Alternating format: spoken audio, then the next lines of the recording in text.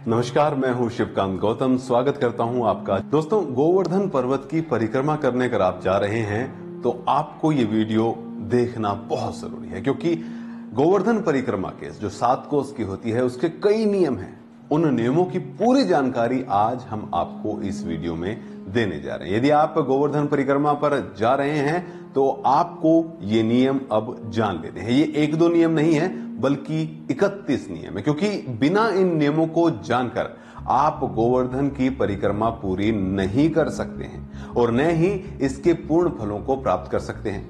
गोवर्धन पूजा दिवाली के दूसरे दिन मनाई जाती है, तो आइए जानते हैं क्या है गोवर्धन पूजा के 31 नियम। नंबर 1, गोवर्धन परिक्रमा करने से पहले मानसी गंगा में स्नान करना आवश्यक है। यदि ऐसा संभव न हो सके तो अच्छी तरीके से हाथ मुंह धोकर आप परिक्रमा प्रारंभ कर सकते हैं और जहां से आप परिक्रमा प्रारंभ करें वहीं पर परिक्रमा का अंत करें।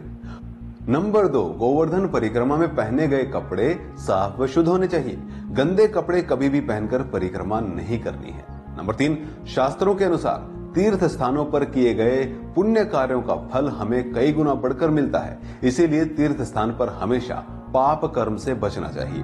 नंबर 4, गोवर्धन परिक्रमा तन और मन को स्वच्छ रखकर करें, क्योंकि पूजा हमेशा समर्पण भाव से की जाती है। इसीलिए परिक्रमा करते समय मन से सभी विचार निकालकर सिर्फ प्रभु श्री कृष्ण के नाम का ही जप करें।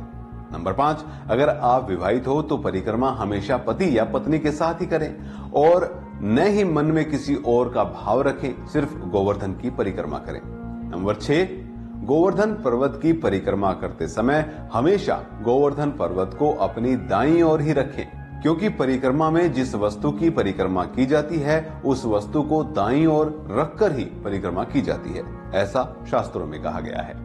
नंबर 7, गोवर्धन पर्वत की परिक्रमा करते समय इस बात का विशेष ध्यान रखें कि लेटते समय, उठते समय या बैठते समय गिरिराज की ओर पीठ तथा पैर कभी ना हो। यदि भूलवश ऐसा हो जाता है तो गिरिराज जी से इसके लिए उसी वक्त क्षमा मांग ले।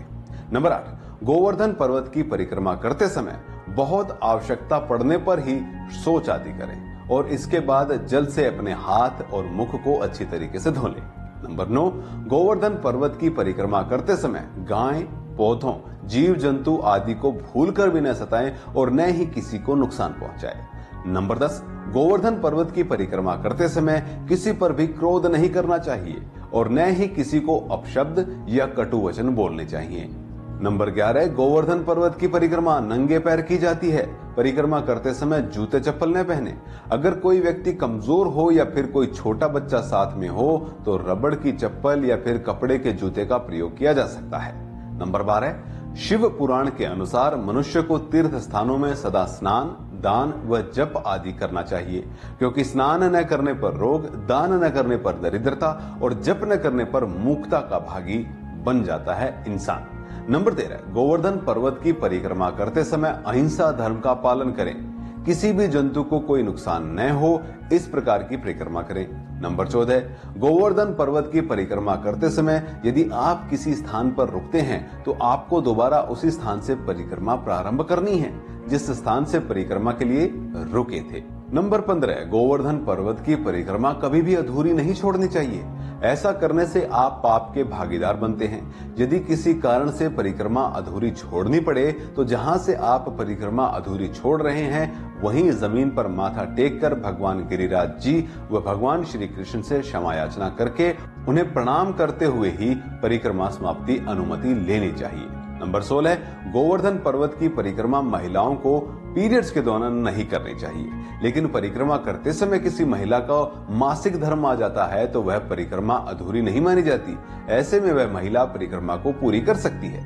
नंबर 17, यदि कोई व्यक्ति तनावग्रस्त है तो उसे तनाव का त्याग करके गोवर्धन पर्वत की परिक्रमा करनी चाहिए। नंबर 18, गोवर्धन पर्वत की परिक्रमा करते समय लगातार भगवान के नाम का जाप करते रहना चाहिए।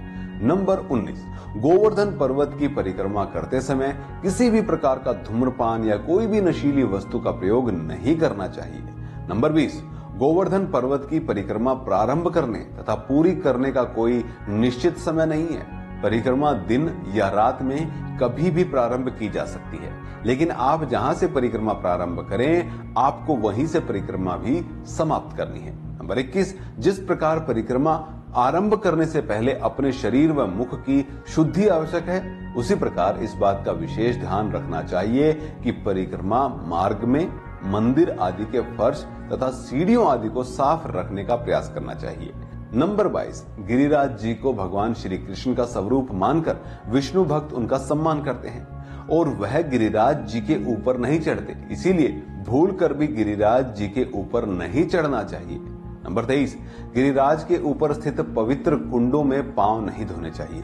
आप इससे सशरीर स्नान कर सकते हैं। इससे आप पूजा और आचमन कर सकते हैं। नंबर 24, गिरिराज जी के कुंडों में स्नान करते समय विशेष सावधानी बरतनी चाहिए, जो वहां पर बताई भी जाती है।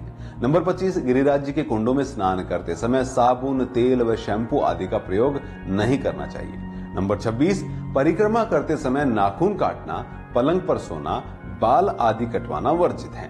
नंबर 27, परिक्रमा में दंडवत प्रणाम या साष्टांग प्रणाम करते समय शरीर के 8 अंग, दोनों भुजाएं, दोनों पैर, दोनों घुटने, सीना, मस्तक व नेत्र जमीन के संपर्क में होने चाहिए।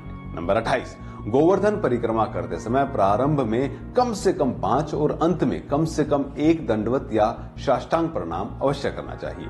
नंबर 29, गोवर्धन परिक्रमा में यदि कोई व्यक्ति परेशानी में है तो उसकी समस्या का समाधान करने का प्रयास करना चाहिए। ऐसा करने से आपको पुण्य फलों की प्राप्ति होगी। नंबर 30, गोवर्धन परिक्रमा में कभी भी किसी को धक्का मुक्की करते हुए आगे नहीं बढ़ना चाहिए। नंबर 31, गोवर्धन परिक्रमा 1 दिन में पूरी की जाती है। यदि आप बीमार हैं तो आप धीरे धीरे ये परिक्रमा पूरी कर सकते हैं। तो गोवर्धन परिक्रमा की ये 31 बातें आपको ध्यान में रखनी है जब भी आप गोवर्धन की परिक्रमा करने जाएं। हमारी ये बातें आपको कैसी लगी, हमारा ये वीडियो आपको कैसा लगा, हमें जरूर बताइएगा। अगर आपको हमारे वीडियोस पसंद आ रहे हैं तो उन्हें लाइक कीजिए, शेयर कीजिए और हमारे चैनल को सब्सक्राइब जरूर कीजिए। धन्यवाद।